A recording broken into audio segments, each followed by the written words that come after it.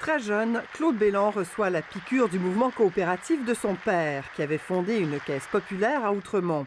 Le jeune Béland y a travaillé. Et pendant ses études à l'Université de Montréal, il se spécialise en droit coopératif. Il met ensuite sur pied plusieurs coopératives, ainsi que la Fédération des caisses d'économie. Ce qui l'amènera à renouer avec ses premiers amours, puisqu'il fusionne la fédération avec le mouvement Desjardins. Un an plus tard, en 1987, il devient président du mouvement à l'âge de 55 ans.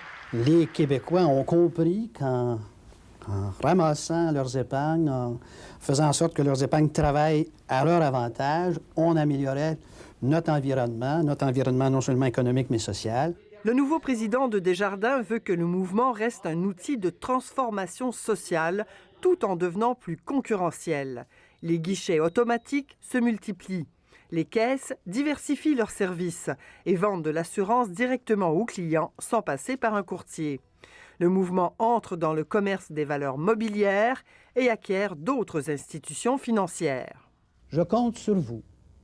Il faut donner ce grand coup de barre.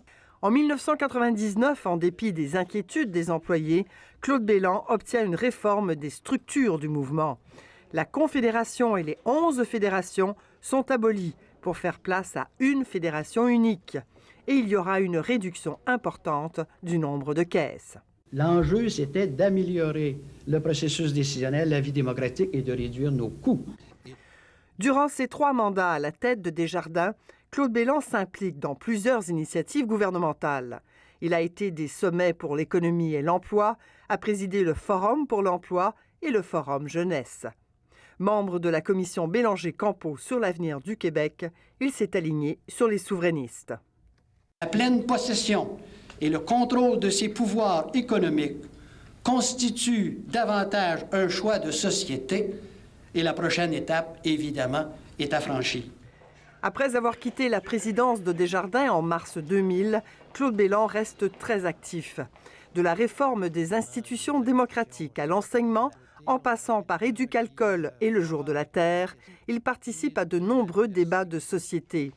À la fin, il déplore que le mouvement qu'il a dirigé pendant 13 ans ne soit pas resté, comme lui, fidèle aux valeurs coopératives. On ne peut pas dire que Desjardins, maintenant, est un mouvement qui vise à changer la société ou à changer les choses. Geneviève Asselin, Radio-Canada, Montréal.